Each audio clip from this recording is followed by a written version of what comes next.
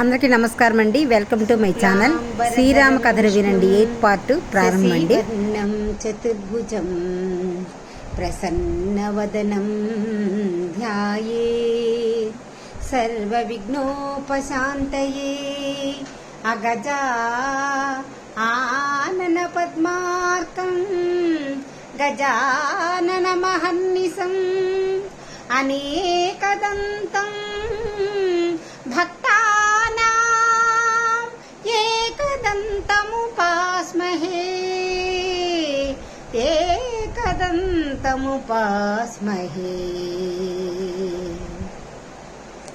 ఓం గం గణపతే నమో నమః. ఓం సరస్వతీదేవి నమో నమః. ఓం గురుభ్యో నమః. మిత్రులారా, శ్రీరామ కథను వినండి. 8వ పార్ట్ ఇప్పుడు చెప్పబోతున్నానండి. శ్రద్ధగా వినండి. శూర్పణఖ పంచవటికి వస్తుంది. శూర్పణఖ పంచవటికి వచ్చినది. పంచవటిలో జీవితం శాంతియుతంగా ఆనందభరితంగా సాగేది. అక్కడి గాలి స్వచ్ఛంగా ఉండేది. నదులు మెరిసేవి. పూలు అన్ని రంగుల్లో వికసించేవి. మృదువైన జంతువులు స్వేచ్ఛగా సంచరించేవి. రాముడు, సీత, లక్ష్మణుడు ప్రకృతి అనుగ్రహాలతో మరియు ఋషుల ఆశీర్వాదాలతో చుట్టుముట్టబడి సాదాసీదా జీవితం గడిపేవారు. రోజులు ప్రార్థనలు, నడకలు, పరస్పర సాన్నిధ్యంలోని ఆనందంతో నిశ్శబ్దంగా గడిచేవి. ఒకరోజు గోదావరిలో స్నానం చేసి పూజలు ముగించాక రాముడు మరియు సీత చుట్టుపక్కల ప్రకృతి సౌందర్యాన్ని ఆస్వాదిస్తున్నారు. లక్ష్మణుడు చిన్న చిన్న పనుల్లో నిమగ్నమయ్యాడు. అదే సమయంలో శూర్పణఖ అనే రాక్షసి అక్కడికి వచ్చింది. ఆమె లంకాధిపతి రావణుడి చెల్లెలు. అడవిలో తిరుగుతూ ఆమె అంత అందమైన స్థలాన్ని ఎప్పుడూ చూడలేదు. ఆమె గుడిసె వద్దకు రాగానే రాముడు సీత ప్రక్కన కూర్చుని ఉన్నాడు. లక్ష్మణుడు సమీపంలో పనిచేస్తున్నాడు. రాముడిని చూసిన క్షణంలోని శూర్పణఖ అతని రూపమునకు ఆకర్షితురాలైంది. ఆమె అసలు రూపంలో భయంకరమైన రాక్షసి అయినా తనకు కావలసిన రూపం ఎంచుకునే శక్తి ఆమెకు ఉంది. ఒక ఆలోచనతోనే ఆమె తనను అద్భుతమైన సుందరిగా మార్చుకుంది. ఆమె చర్మం తెల్లగా మెరుస్తోంది. జుట్టు పొడవుగా మృదువుగా ఉంది. ఆమె దుస్తులు రత్నాలతో అలంకరించబడిన పట్టు వస్త్రాలుగా మారాయి. తలలో సువాసన పూలను పెట్టుకుని సిగ్గుతో రాముడి వైపు నడిచింది. ఓ అందమైన మనిషి, అంది శూర్పణఖ. నేను ఇప్పటికీ నీపై ప్రేమలో పడ్డాను. నిన్ను నా భర్తగా ఎంచుకున్నాను. నన్ను పెళ్లి చేసుకోకపోతే నేను చస్తాను. రాముడు మృదువుగా నవ్వి, ఓ సుందరి, లేచి నిలువు. నువ్వు నిజంగా అందంగా ఉన్నావు. కానీ నేను ఇప్పటికే ఈ సీతను వివాహం చేసుకున్నాను. మేమిద్దరం చాలా సంతోషంగా ఉన్నాము అన్నాడు. శూర్పణఖ నిరాశపడింది. కానీ మాయకత్త కావడంతో వెంటనే లక్ష్మణుని చూసింది.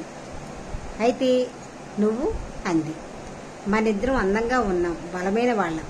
మనిద్దరం పెళ్లి చేసుకుంటే మన పిల్లలు ఈ లోకంలోని అందమైన వారు అవుతారు. లక్ష్మణుడు మృదువుగా, నేను నా అన్న రాముడికి సేవకుడిని. ఆయన ఉన్నప్పుడు నేను ఎవరిని పెళ్లి చేసుకుంటాను అన్నాడు. శూర్పణఖకు కోపం వచ్చేసింది. ఈ ఇద్దరు అందమైన పురుషులు తనను ఎందుకు తిరస్కరిస్తున్నారో ఆమెకు అర్థం కాలేదు. ఆమె చూపు సీతపై పడింది.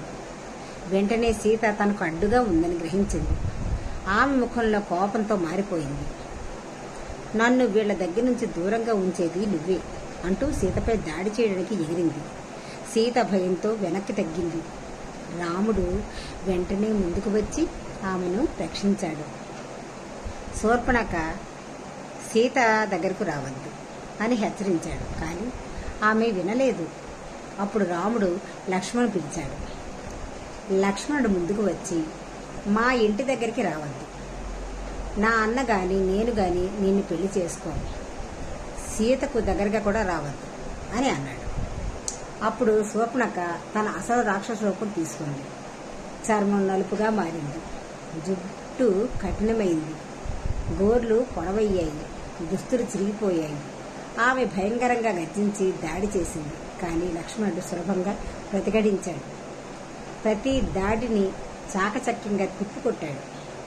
చివరకు లక్ష్మణుడు తన ఖడ్గాన్ని ఊపి ఆమె ముక్కును నరికేశాడు. శూర్పణఖ నొప్పితో అరుస్తూ శాపాలు వేస్తూ అక్కడి నుంచి పరిగెత్తింది. ఆమె తన సోదరుడైన కరుడు దూషణను వద్దకు వెళ్లి జరిగిందంతా చెప్పింది.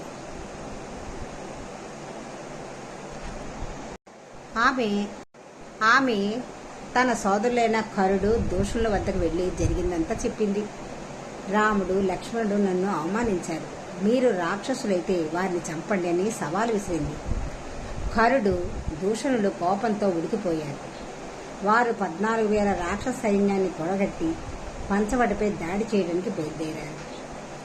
రాక్షస సైన్యం రాగానే రాముడు లక్ష్మణుడు తమ ధనుస్సులను ఎత్తుకున్నారు.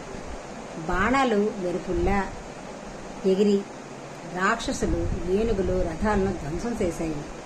రాముడు దివ్యశక్తులను ఉపయోగించి తన రూపాన్ని అనేక రెట్లు పెంచాడు. ప్రతి రాక్షసుడికి రాముడు అనేక మందిలా కనిపించాడు. గందరగోళంలో రాక్షసులు ఒకరినొకరు చంపుకొని పడిపోయారు.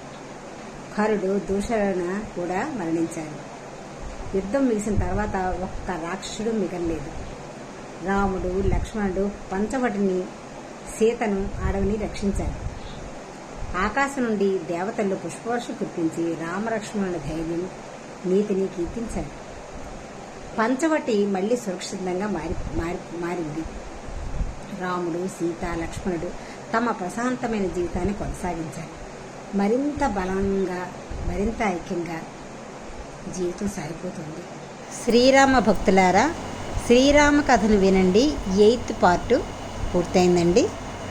భక్తి రసమైన శ్రీరామ కథను పూర్తిగా మీరు విన్నందుకు అందరికీ కూడా మరీ థ్యాంక్స్ చెప్తున్నానండి.